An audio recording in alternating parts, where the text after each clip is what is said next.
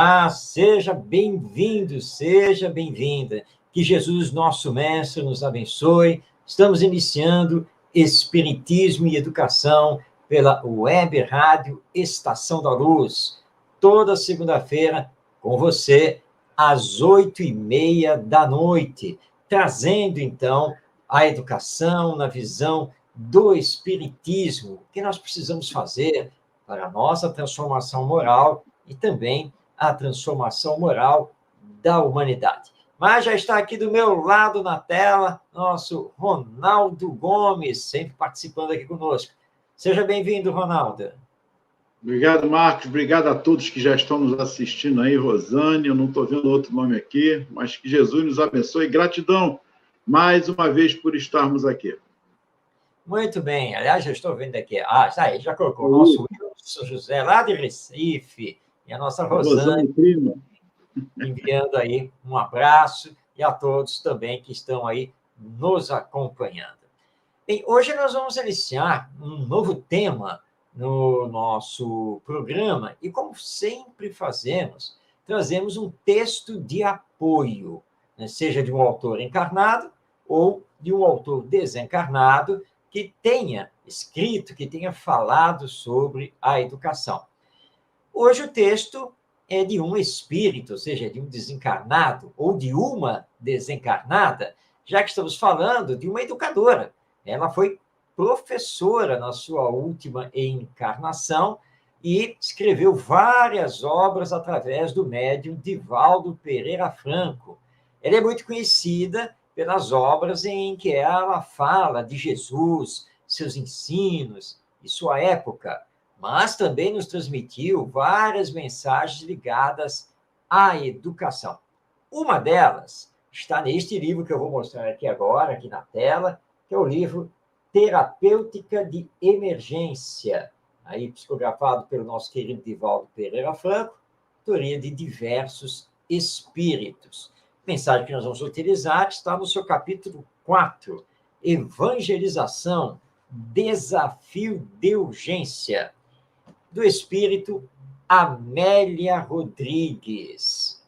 É ela mesma, é a autora da série que começa com Primícias do Reino, né, e é toda a Flores no Caminho, Quando Voltar a Primavera, enfim, uma série de livros sobre Jesus e seus ensinos. Nesta obra, ela nos traz esta mensagem, Evangelização, Desafio de Urgência. E, Ronaldo, eu já vou logo confessar a você.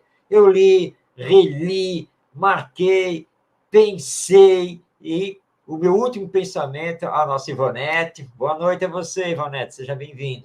Meu último pensamento foi o seguinte, Ronaldo, cada parágrafo dela dá um programa, mas é óbvio que não dá para fazer isso, né? Não vai ser, não vai. Olha, eu vou para que possamos ser tão objetivos, porque o momento, eu não lembro, esse livro é de quando, Marcos? Não sei a edição, mas... Isso, bem lembrado, Ronaldo. O livro foi escrito em 1983. Muito atual, muito atual. Eu prefiro começar a ler aqui um pedaço para que nós possamos, a partir de agora, nos debruçarmos justamente nessa mensagem da Amélia Rodrigues. Vamos lá. Evangelização, desafio de urgência. Marcos, depois que eu ler aqui esse pedacinho, eu gostaria que você fizesse uma breve apresentação sobre evangelização. Ponto. Um aspecto aqui bem geral. Vamos lá. Estes são como aqueles tempos, embora o espaço de 2000 anos que os separam. A opressão e a força mudaram de mãos, no entanto, prosseguem gerando infortúnio e dor.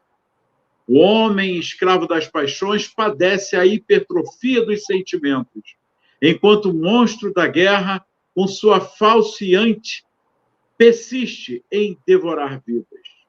Há lutas de destruição por toda parte, qual ocorria naqueles dias em que veio Jesus para dar início à era do espírito imortal.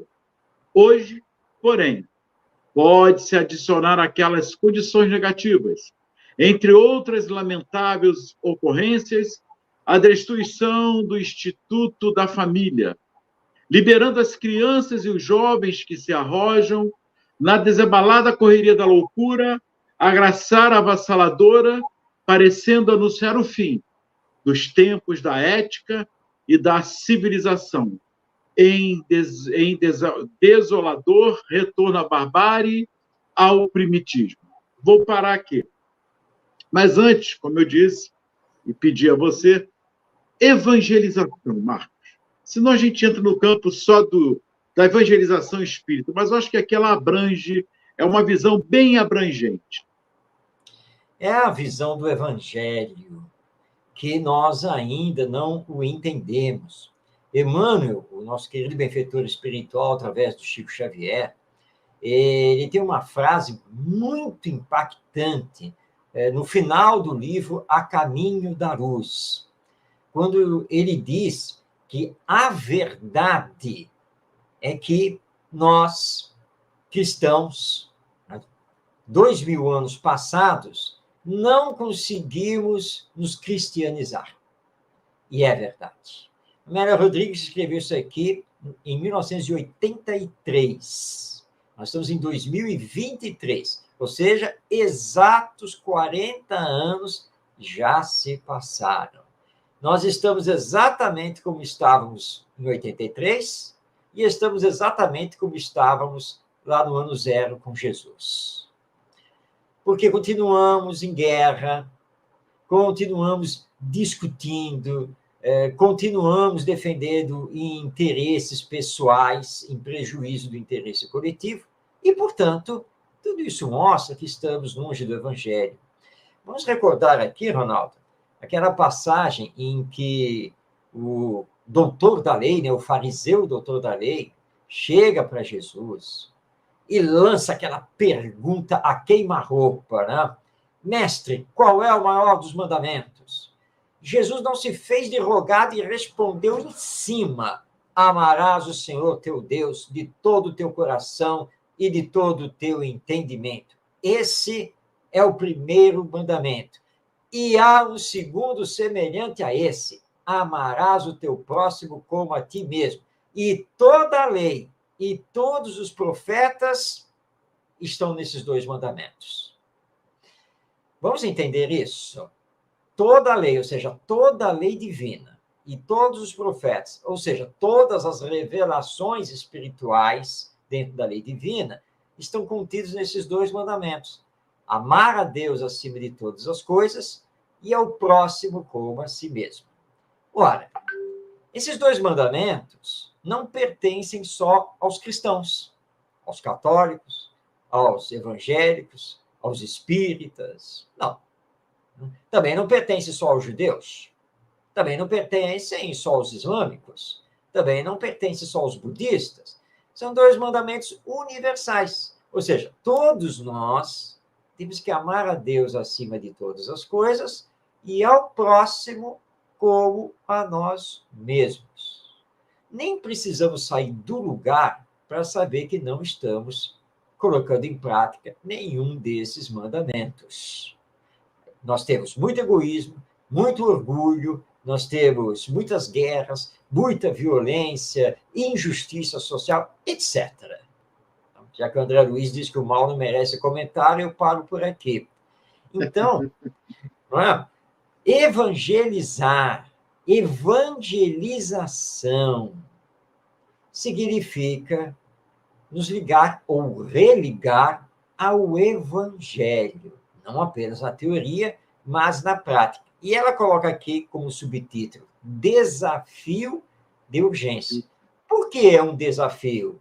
Porque estamos egoístas e orgulhosos demais, estamos nos deixando levar pelas paixões, pelos vícios, pelo materialismo. Por isso é um desafio, mas é urgente.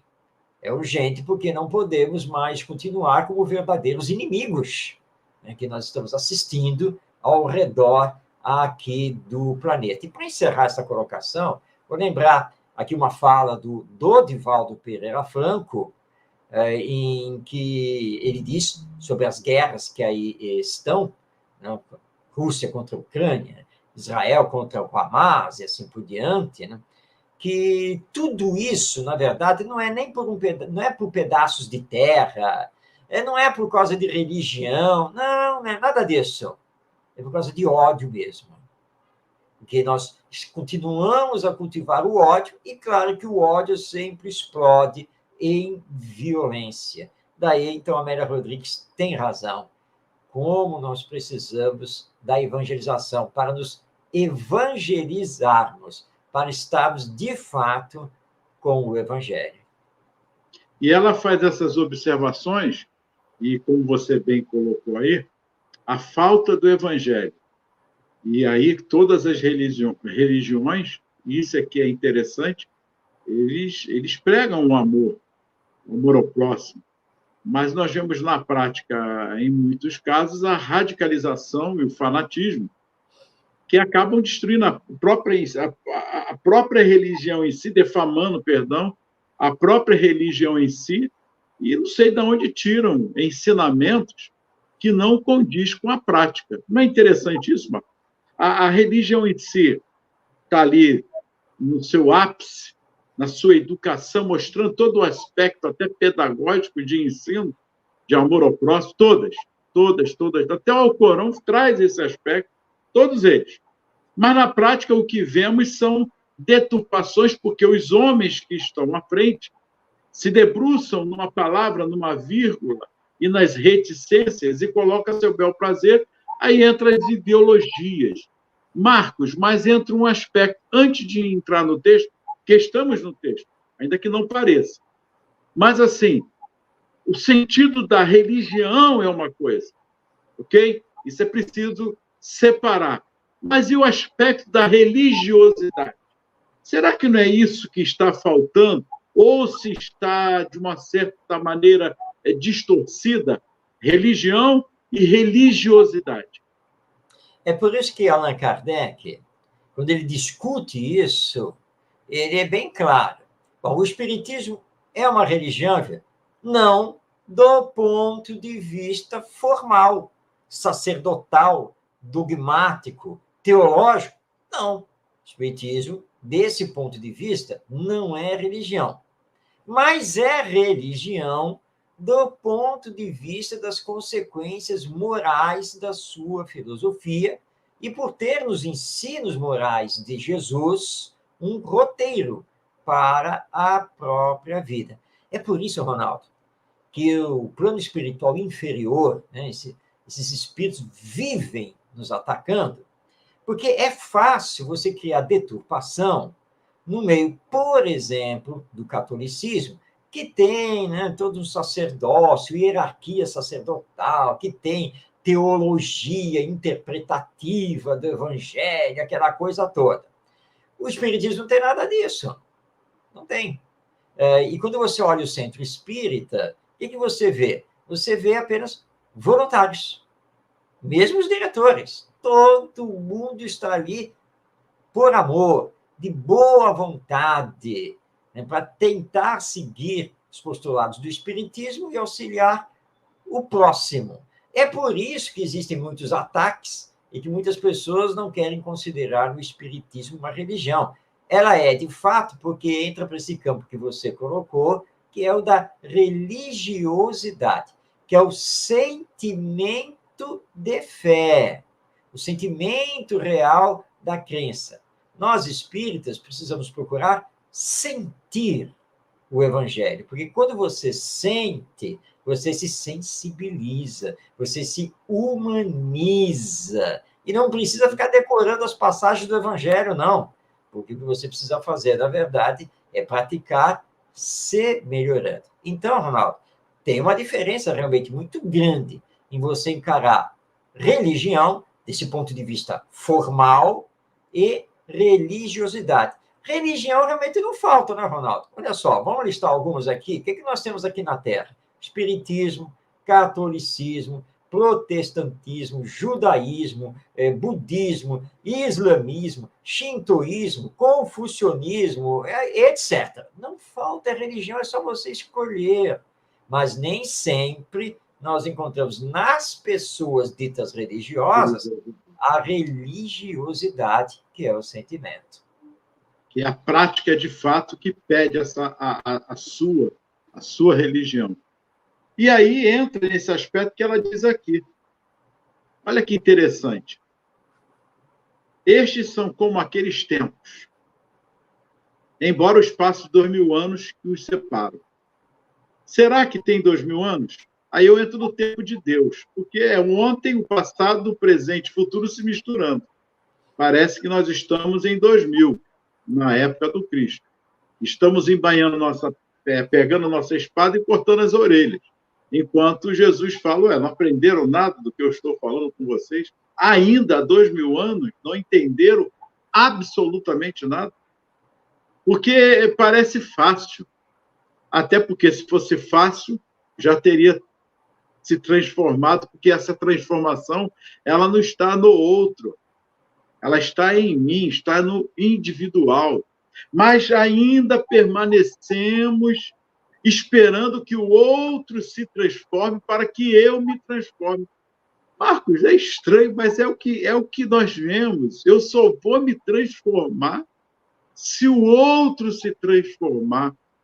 Tá difícil, Marcos. Tá difícil. Vou dar um exemplo bem claro, Ronaldo. É assim, está chegando o meu aniversário.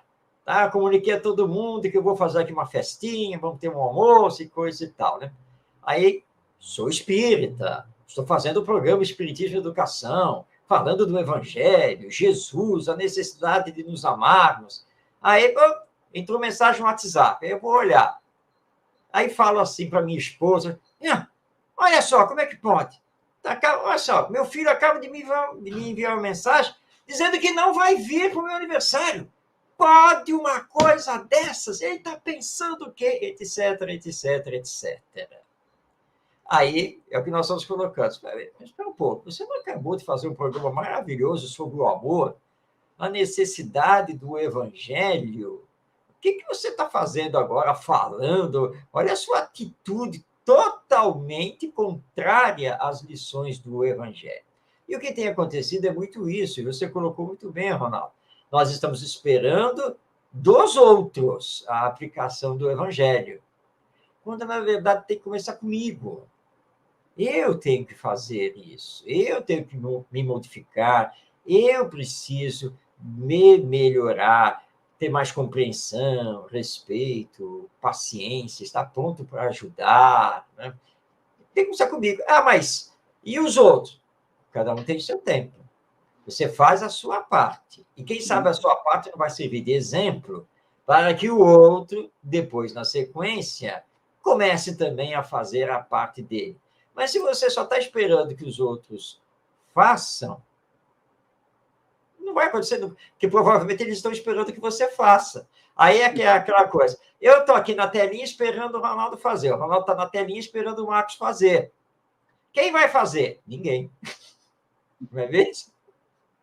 Então, nós temos que mudar isso. Perfeito, Marcos.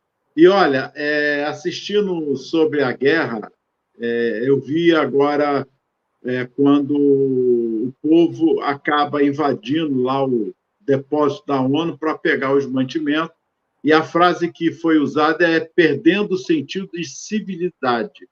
Olha que importante isso aí, é o que ela diz aqui nesse pedacinho. Dos tempos, da ética e da civilização. Olha como é que abrange todos os aspectos. Fala também do Instituto da Família. Fala também que padece a hipertrofia dos sentimentos. Quanta coisa está acontecendo. E eu não gostaria de falar só na guerra, de fato, que isso aí a guerra é o ápice, né? É o êxtase. Mas a causa, as consequências eu já estou observando. Mas atingir a causa principal das guerras, que começa numa simples violência individual. Uma violência individual, que vai passando do individual para a coletividade. Marcos, fala um pouquinho sobre isso, porque a violência ela se disfarça de várias maneiras. Eu não preciso, de fato, pegar numa arma e matar. Eu tenho a arma da palavra, eu tenho a arma da persuasão, enfim, são vários sentidos da violência. Mas a causa, essa causa de fato, é que nós precisamos atingir. E só através da evangelização, ou melhor dizendo, da educação moral. Com certeza, Ronaldo. A causa, os espíritos superiores já nos apontaram lá em O Livro dos Espíritos. É o egoísmo. O egoísmo é a causa de todos os males que nós temos na humanidade. E a guerra realmente é o ápice. Ó. Porque nós vivemos cotidianamente, ou seja, diariamente, nós vivemos em guerra. Né? Dentro de casa. A guerra de um contra o outro, dos pais contra os filhos, dos filhos contra os pais, irmãos contra irmãos, esposa contra esposa e vice-versa. É uma guerra. Está lá meio silenciosa às vezes, mas é uma guerra. Aí a guerra dentro da empresa em que trabalhamos, em que você olha desconfiado para o seu colega, né? Aquelas puxadas de tapete, fofocas no corredor, né? E assim por diante. É uma guerra. Você vai no supermercado, né? E você quer ser o primeiro, né? E se puder, você passa por cima, né? E vai por aí afora. São as guerras diárias. As guerras das fofocas, né? Das redes sociais, em que postamos coisas ruins, muitas vezes. Agora, isso vai mostrando o nosso caráter, quem realmente somos. E na medida que você cresce na vida, que você assume cargos e encargos maiores, você vai transferir para isso essas pequenas guerras. E aí o seu egoísmo, ele começa realmente a aparecer num grau maior. E, normalmente, explode em violência. Porque sempre explodiu em violência. A violência doméstica, por exemplo. Só que agora você vai fazer uma violência contra a sociedade, olhando apenas para si. Se olharmos os grandes ditadores aí da história humana, porque todos eles ganharam biografias, todos são falados, né? Todos eles, Ronaldo, isso é uma verdade histórica.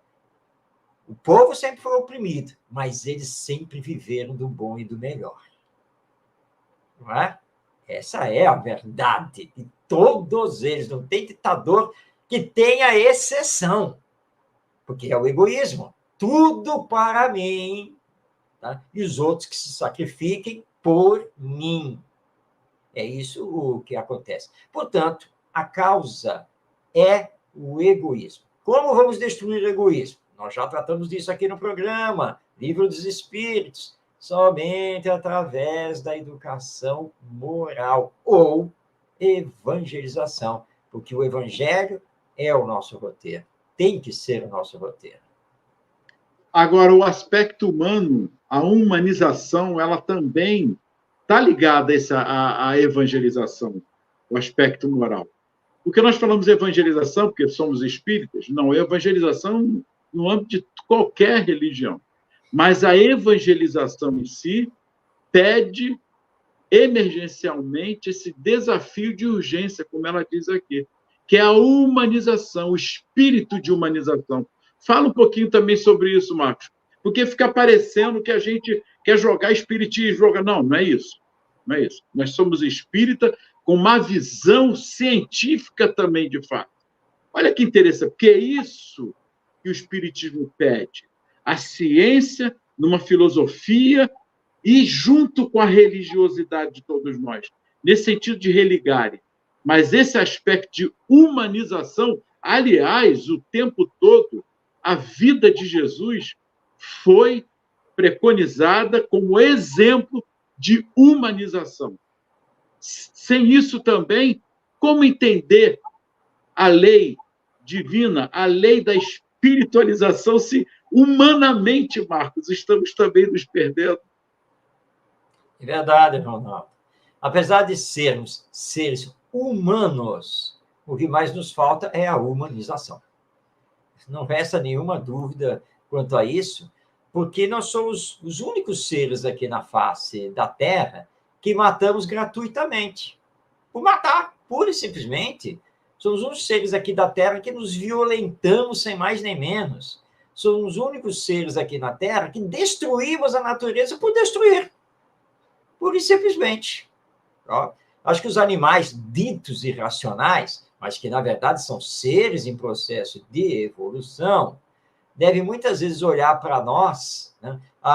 O leão, o nosso rei da floresta, né? Quando nós aparecemos, ele deve dar aquela olhada, ai, meu Deus, seres humanos na área, já sei que vou sair perdendo. Lá vem eles destruindo tudo.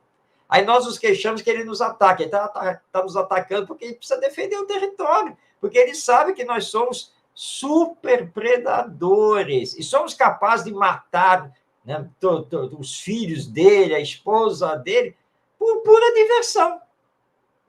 Não é porque necessitamos nos alimentarmos, não. Então, tudo isso mostra o quanto falta esse sentido de humanidade, humanização. Vamos dar outro exemplo aqui. Nós estamos extremamente indiferentes e insensíveis.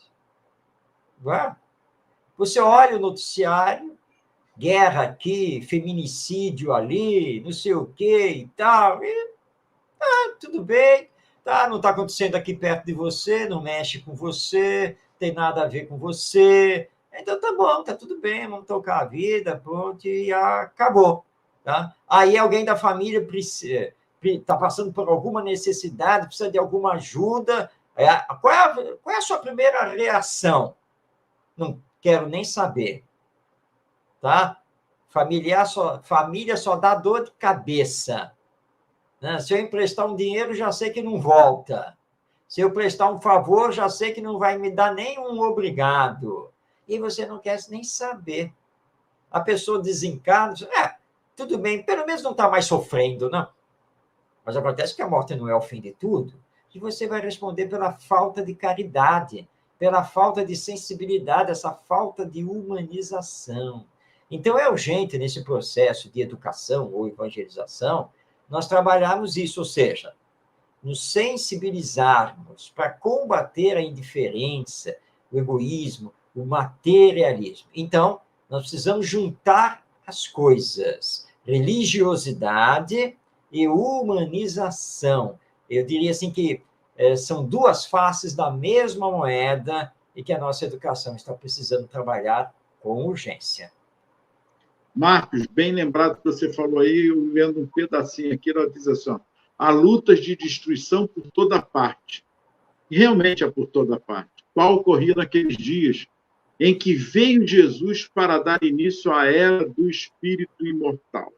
Essa agora é a chave, que luta-se contra o egoísmo nessa visão da imortalidade. Quando eu tenho essa compreensão da imortalidade, ou quando eu vivencio isso em mim, essa religiosidade, eu começo a descortinar o quê? Caramba, eu vou ter que reparar isso aí. Isso aí não vai ficar assim, não. Por isso que a lei maior que está aí para nós, que é a lei da reencarnação, essa compreensão de entendermos e aprendermos a reencarnação, nós vamos, de fato, mudar. Há que mudar, há que transformar. Porque só através disso, para compreendermos o ontem, o hoje e o amanhã. Porque tem muitos ainda dentro da própria doutrina que acham, Marcos, mas isso é o resgate do passado. Também, não necessariamente é resgate do passado. Eu gostaria que você também colocasse, Marcos, essa observação, porque é uma discussão muito delicada. Às vezes morre alguém, desencarna, ele está ali porque ele tinha que passar por isso, ele tinha que desencarnar. Quem somos nós para dizer da vida de alguém, se nem a nós mesmos, Marcos? Nós sabemos, nós temos ideia da complexidade da reencarnação individual e coletiva. No final do capítulo 5 do Evangelho segundo o Espiritismo, que trata dos bem-aventurados aflitos, Allan Kardec faz uma série de perguntas aos espíritos, que o Espírito São Luís responde. E tem uma resposta do São Luís que casa exatamente com o que você acabou de falar. Né? Kardec coloca, não, mas veja só, né? Se a pessoa está lá, né, no fim da vida e coisa e tal, né, então nós abreviamos, e São Luís é categórico na resposta. Né? Quem é você para querer aqui falar sobre os desígnios divinos? Você sabe, por acaso, se Deus, na última hora, não vai dizer basta ao sofrimento e deixar o seu filho viver? Mas só Deus o sabe. E aí é exatamente o que você colocou. Quem somos nós? Isso aí é a prova pela qual ele tinha que passar. Isso daí foi resgate do passado. Mas acontece que existem as causas atuais das aflições, né?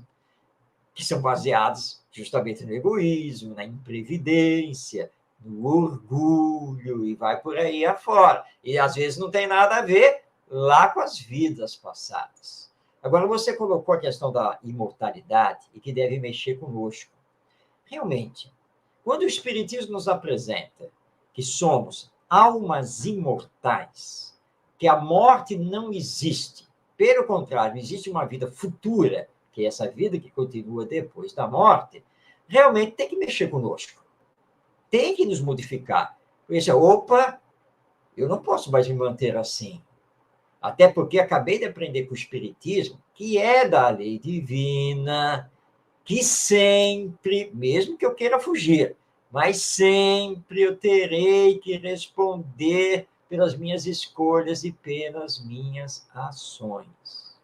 Mas, Ronaldo, infelizmente, mesmo muitos espíritas têm mais discurso a esse respeito do que, de fato, vivência. Tudo bem, nós sabemos que o Espiritismo não solicita de nós perfeição. Não, tudo bem. Mas é o que eu sempre falo para as pessoas. De vez em quando você vai errar, você vai falhar, você vai titubear, vai até cair. Mas o que é que o Espiritismo nos ensina? Que tem que levantar e começar de novo. Até que um dia você consegue. Não? Um dia você conquista a si mesmo desse seu potencial divino, espiritual que você tem. É uma questão de trabalhar. É como o analfabeto, né? Não importa a idade que tenha. Aliás, eu vi ontem uma reportagem maravilhosa, uma senhora, né? 80 e tantos anos de idade, acho que perto dos 85 anos, e ela está num curso de alfabetização, aos 85 anos. E ela, com maior alegria, disse, não, eu sei que vou conseguir ler e escrever. Se Deus quiser, ela vai sim, porque você aciona o seu potencial, a sua força de vontade. Então, é isso que nós temos que fazer e resgatarmos os reais valores da família, da formação moral desses espíritos que estão reencarnando e que estão formando as novas gerações, reformarmos a educação nas nossas escolas, para trabalhar religiosidade, espiritualidade, imortalidade, humanização e assim por diante. Então, sem nenhuma dúvida, esse é o caminho que o Espiritismo nos apresenta. Muito bem. Marcos, há mais de 2.000 anos, 4.000 anos, 6.000 anos, já se falava da vida do Messias, do Cristo. E isso criou, na época, antes mesmo do nascimento do Cristo, uma turbulência enorme. Morte, ceifaram vidas em nome desse rei que viria, já veio mexendo com esse egoísmo do perder o poder, de perder, de fato, o seu espaço, que alguém vinha transformar. Bom, veio Jesus e nasceu, e mais mortes começaram a assediar, matando-se mais de não sei quantas crianças até 2 anos. Isso antes, durante o nascimento de Jesus, e com o desencarne de Jesus, então, né, com essa ressurreição depois que ele volta, vem toda uma situação ainda de lutas sangrentas, de deturpações da sua fala. Mas, Marco, ele diz assim, o amor de muitos se esfriará. E aí, Marcos? O amor de muitos se esfriará. Eu não vim trazer a paz, mas a espada. É pontual colocarmos isso aqui agora, nesse momento, para debatermos rápido, numa visão de fato do quem tem olhos, quem tem ouvidos de ouvir e olhos de ver, para compreendermos essa palavra, essa frase de Jesus, perdão. Nós estamos falando do Evangelho, né, na educação. E, como diz a Amélia Rodrigues aqui no seu texto, Jesus marca o princípio da nova era, a era do Espírito. O processo de regeneração do nosso mundo, da nossa humanidade, começou com a vinda dele. Agora, era natural que ele falasse que o amor iria esfriar nos nossos corações, porque ele sabia que nós tínhamos ainda muito tempo pela frente para entender o Evangelho, e que o egoísmo em nós era muito forte, com raízes profundas, e que não seria de uma hora para outra que nós compreenderíamos o Evangelho e nos entregaríamos a ele. Pelo contrário, que faríamos muitas lutas contra ele, e inclusive iríamos deturpar o próprio Evangelho. E aí você citou a outra passagem, né, que ele não veio trazer a paz, mas a espada, porque ele sabia que nós íamos nos dividir, que nós íamos lutar, né, que haveria todo um processo ainda pela frente que seria de muitas dores, de muitas lágrimas, e nós estamos vivendo esse processo nos dias de hoje. E para nós entendermos bem isso, vamos pegar essa última frase de Jesus, né? Eu não vim trazer a paz, mas a espada. Aí eu pego, interpreto isso ao pé da letra, digo, é por isso que nós temos que matar todos os não cristãos, todos os infiéis. Jesus disse que ele veio trazer a espada. E outra, sabia que Jesus deu o exemplo de como fazer isso? Deu! Lá, quando ele expulsou, chicoteou e acabou com todos aqueles vendilhões do templo. Porque esses são os heréticos, esses são os etc, etc. Mas Jesus não quis dizer nada disso. E essa é uma interpretação totalmente distorcida e para defender os nossos interesses. Aí Jesus é mestre? É. Ah, Jesus é rei. Não, rei sou eu. Ah, rei sou eu. Não vem com essa história, não, que ele é rei, porque rei sou eu. Então, quando Jesus esteve aqui, na verdade, os poderosos do povo judeu da época estavam realmente preocupadíssimos com a vinda do Messias, porque ele estava sendo anunciado como o rei dos reis, né? O maior dos maiores, era o enviado direto de Deus. E aí eles estremeceram e tentaram de todas as maneiras acabar com Jesus. Né? Já pensou? E aquela moral, né, que ele pregava era terrível, né, porque abalava todos os conceitos, todas as ações. É quando os doutores da lei chegavam para ele, a questão lá do pagamento do imposto, né, para Roma, ele olha lá para o doutor da lei, bando de hipócritas, por que me tentais? Me dá aqui uma moeda. Aí dou uma moeda para ele. Na época, as moedas que circulavam no Império Romano eram feitas pelo próprio Império Romano. Né? E aí, todas as moedas, numa das faces, traziam a esfinge, né, do rosto de César, né, do imperador. Ele pegou a moeda, virou e mostrou de quem é essa imagem. É claro que o doutor Dali falou, é de César. Dai a César o que é de César. Ué, o dinheiro não é dele? O imposto é dele? Não paga. Nós estamos aqui para discutir se o imposto é justo ou injusto. Isso é outra conversa. Agora, dê a Deus o que é de Deus. Aí alguém lê essa passagem do Evangelho e diz, mas Jesus não explicou o que é de Deus que nós temos que dar a ele. E ele precisa explicar? Ele precisava dar essa explicação? Nós sabemos muito bem o que é de Deus e o que precisamos dar a ele. O amor ao próximo. A prática do bem, o nosso aperfeiçoamento espiritual, o nosso desenvolvimento das virtudes. E isso pertence a Deus. E é isso que precisamos dar a Deus. Então, muito cuidado quando forçamos interpretações ao nosso bel prazer, que, na verdade, está escondendo apenas e tão somente interesses, e às vezes inconfessáveis, que são pessoais e de pequenos grupos, quando temos que pensar na coletividade. Perfeito, Marcos. E aí eu gostaria, porque ela vem falando, você vê que o assunto é muito, muito, e o tempo passa. Mas semana que vem nós vamos dar continuidade. Ela diz aqui a destruição do Instituto da Família, liberando as crianças e os jovens que se arrojam na desabalada correria da loucura. É o que nós estamos vendo, é o que nós estamos presenciando. Ontem eu estava vendo a reportagem falando sobre isso, as crianças e os jovens, os psicólogos, os psiquiatras, porque eles vivem atormentados, né, naquela situação, dormem mal e tal, mas já vão nascendo naquela revolta em si, que muitos não sabem nem o que da causa.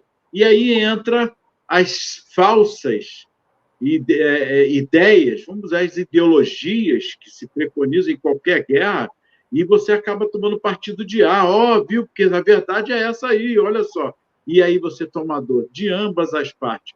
E quando criança, você é fácil manipular, fazer todo um contexto para que ela siga fazendo como ela está dizendo aqui, liberando as crianças e os jovens que se arrojam na desabalada correria da loucura. A agraçar, avassaladora, parecendo anunciar o fim dos tempos da ética e da civilização em desolador retorno à barbárie, ao primitismo. É bem atual isso, Marcos. Essa mensagem dela é bem atual. Não vou nem me delongar mais à frente. Mas olha só como ela faz uma abordagem bem atual e pela qual estamos vivenciando. Abre-se um parênteses. Aqui no Brasil, temos uma guerra também. Não é isso? A guerra de valores também aqui está uma inversão muito grande. A corrupção aqui também é grande. Então, nós temos uma guerra também. Olha o que o Marcos falou anteriormente, da guerra individual, explicando que vai para a coletividade. Então, não é uma coisa regionalizada lá no Oriente Médio, ou na Ásia, ou na África, não. O mundo está numa crise moral. Sem dúvida, Ronaldo. E esta fala da Amélia Rodrigues é da máxima importância e atualíssima. A problemática do Instituto da Família, que realmente nós estamos implodindo já de um bom tempo. Acontece que quando reencarnamos, nós precisamos do nosso pai, da nossa mãe, nós precisamos da segurança da família, que é a célula principal formadora da sociedade.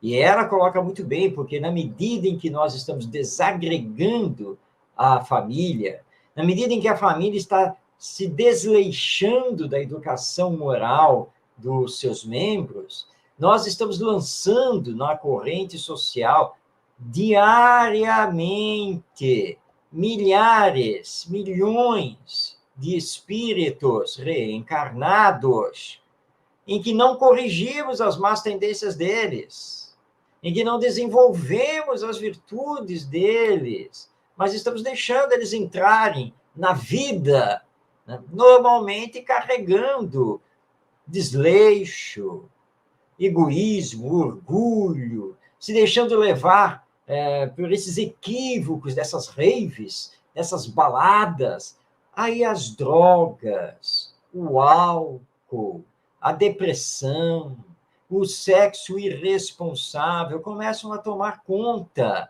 E aí começamos a ver também uma desagregação da própria sociedade. Já não é nem apenas da família e do indivíduo, mas é da própria sociedade.